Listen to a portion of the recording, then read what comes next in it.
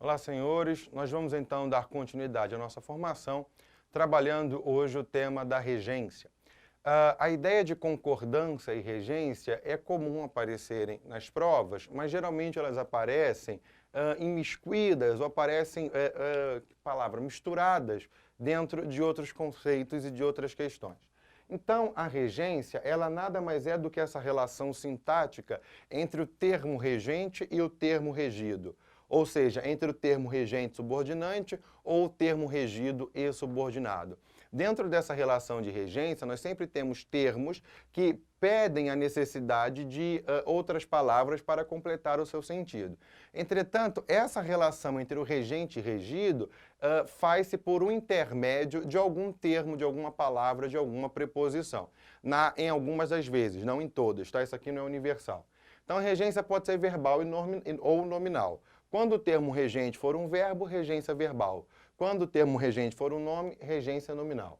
O conhecimento da regência correta de cada verbo, de cada nome, é dado pela função do uso. Dessa forma, cada falante conhece a regência do verbo e do nome que faz parte do seu repertório usual. Então, vocês vão ver que muitas regências aqui são conhecidas e outras regências nem tanto. A regência nominal estuda os casos nos quais os nomes, entendam por nomes substantivos, adjetivos e advérbios, exigem uma outra palavra para completar o seu sentido. Então, aqui nós temos algumas preposições, alguns nomes, algumas preposições e as regências que exigem. Por exemplo, adepto a, indiferente a, próximo de, simpatia a, simpatia por. Vejam que algumas palavras apresentam apenas uma regência e outras palavras, devido ao uso, à aplicação prática da língua, nós temos maior quantidade de regências. Vejam, por exemplo, a palavra feliz, do adjetivo feliz. Eu estou feliz por você, eu estou feliz em estar aqui, eu estou feliz com você e eu estou feliz de você ter passado na prova da EPCAR. Então vejam que algumas palavras admitem maior quantidade de comportamento regencial e outras palavras apresentam menor quantidade.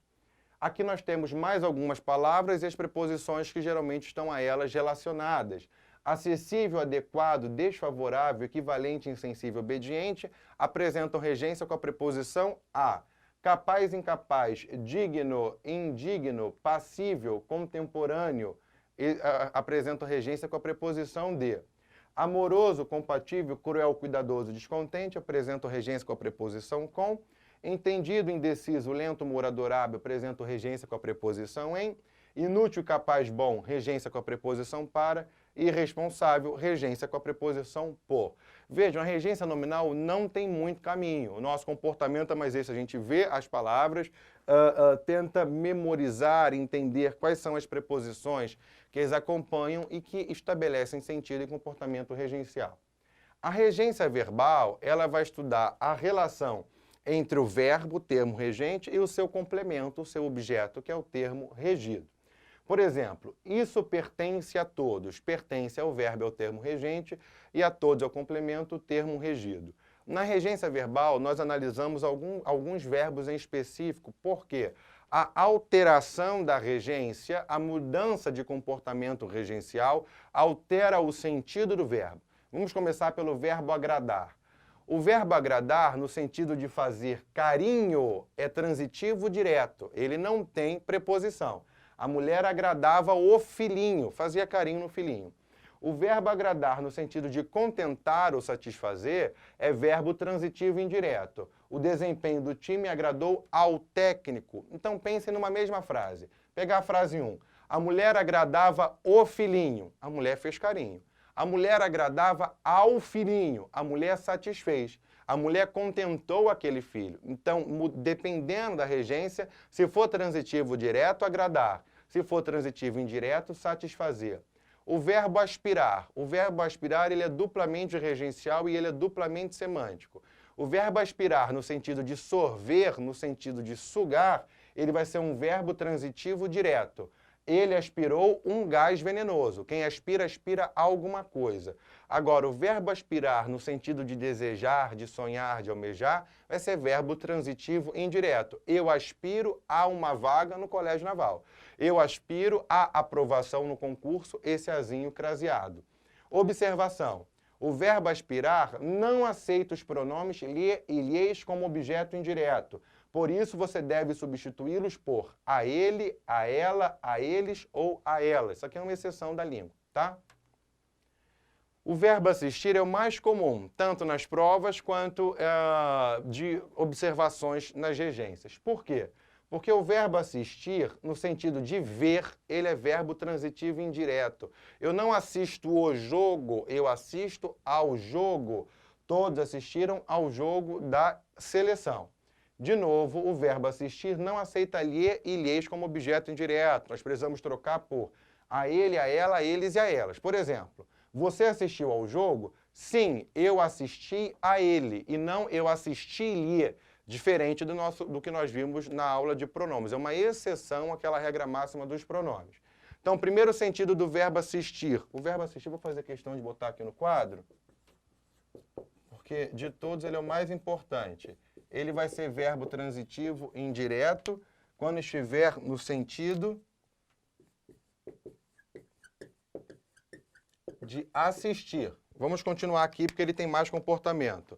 O verbo assistir, no sentido de prestar ajuda, de ajudar alguém, de auxiliar, ele vai ser verbo transitivo direto. Por exemplo, a enfermeira assistia os acidentados. Então, o verbo assistir, ele vai ser verbo transitivo direto no sentido de ajudar ou de auxiliar. Né? O médico assistia os doentes e não o médico assistia aos doentes. O verbo assistir, no sentido de pertencer ou caber, é verbo transitivo indireto, muito comum no vocabulário jurídico. O direito de criticar assiste aos cidadãos. Assiste ao aluno o direito de uma boa aula. Assiste ao professor o benefício de tempos de uma infraestrutura básica. Então, vejam, o verbo assistir, ele vai ser verbo transitivo indireto, no sentido de caber ou pertencer. E tem aqui uma outra frase, um outro sentido que não está aqui na apresentação, mas eu vou trazer, que é verbo transitivo, perdão, senhores, verbo intransitivo, quando o verbo assistir está no sentido de morar. Intransitivo, sim, é uma exceção da língua que a gente sempre erra porque a gente usa essa palavra de um jeito e não entende a teoria por trás do nosso uso. Se eu digo assim, não é comum, tá? Falar isso hoje em dia, não é comum, mas os antigos costumam falar. Eu assisto em Santa Cruz, eu assisto em Bangu, eu assisto em Campo Grande. Isso pode dizer, eu moro em Bangu, eu moro em Santa Cruz, eu moro em Campo Grande. Qual que é o problema? Quando eu digo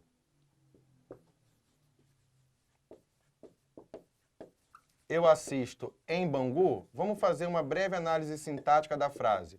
Qual que é o nosso primeiro comportamento? Eu, sujeito. Assisto, verbo transitivo indireto. Todo verbo transitivo indireto pede objeto indireto. Por que isso fica fácil de perceber? Porque aqui eu tenho em Bangu, iniciado por uma preposição, e eu digo, opa, em Bangu é meu objeto indireto. Certo ou errado? Errado, mas todo mundo marca isso, todo mundo erra isso na prova.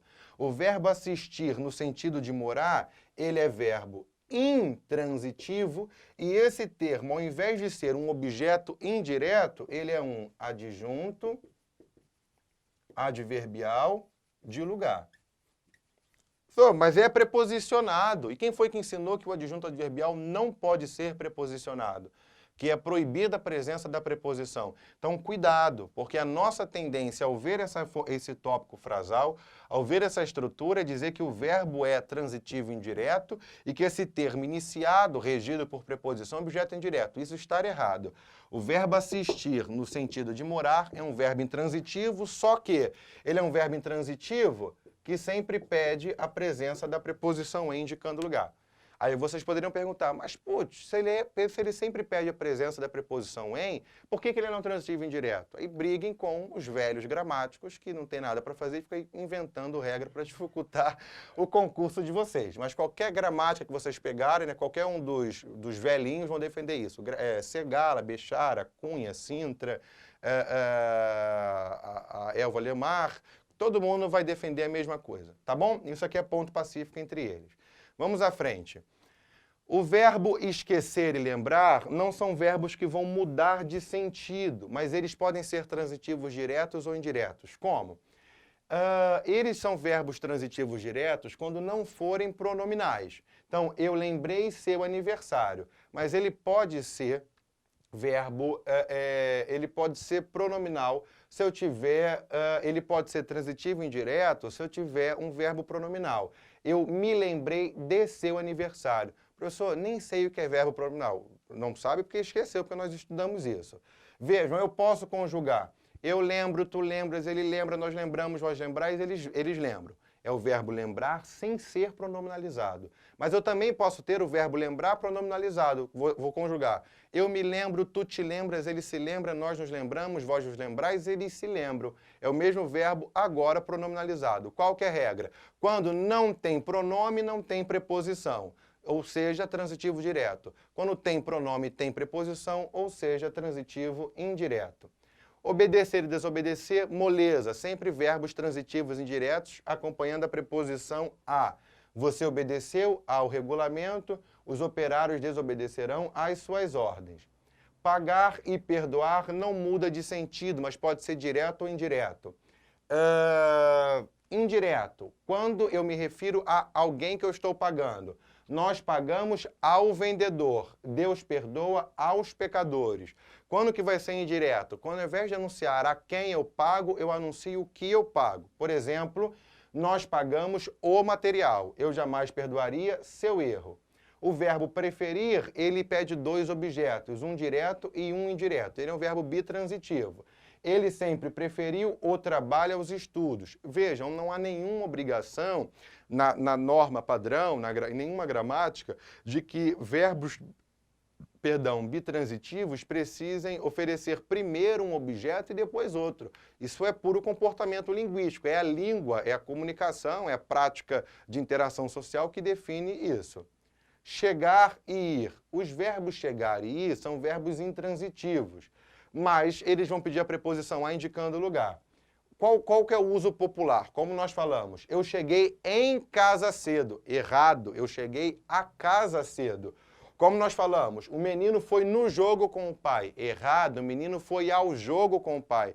Então, cuidado, porque muitas questões da prova pedem assim, analise das alternativas abaixo em qual das mesmas há alguma incorreção gramatical. E a gente lê 10 vezes, eu cheguei em casa cedo, em casa cedo, em casa cedo, em casa cedo, em casa cedo, a gente não acha o erro. Na verdade, por que não acha o erro? Porque nós nos comunicamos dessa maneira, só que é uma comunicação que vai de encontro à padronização linguística da gramática normativa.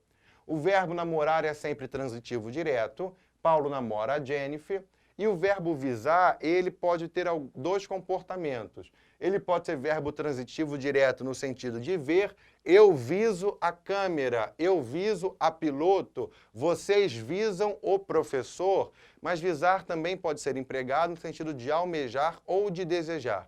Nesse caso, é verbo transitivo indireto. Ele visa a uma promoção no emprego. Professor, por que não tem crase?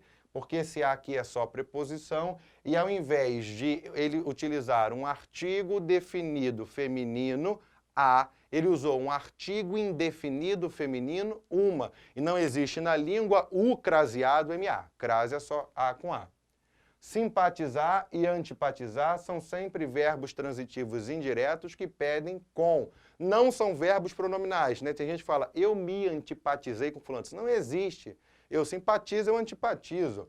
Não simpatizo com a ideia. Antipatizamos com o diretor no primeiro dia. Sempre verbos transitivos indiretos acompanhando a preposição com. Ok, senhores? Vejam, na aula de hoje nós vimos a regência verbal e nominal. A aula de regência não tem muito o que fazer. Infelizmente, é uma parte da língua portuguesa que é muito mais mnemônica, que é muito mais memória, do que aquisição de algum conteúdo novo. E essa aula de regência, ela já foi diluída na aula de substantivos, na aula de adjetivos, na aula de transitividade, na aula de termos essenciais, de termos acessórios e de termos integrantes. Então, qual foi a minha ideia hoje? Mostrar os principais verbos que aparecem, querer fazer com que vocês entendam que, por vezes, alterando a regência, nós mudamos o sentido. Como as bancas vão brincar com vocês? As bancas vão ter um sentido e pedir a regência adequada, ok? Quaisquer dúvidas, por favor, sinalizem. Quarta-feira, 5 horas, vamos resolver a nossa lista de exercícios referente ao tema. Deixem o nome nos comentários e assistam, por favor, o próximo vídeo. Um abraço.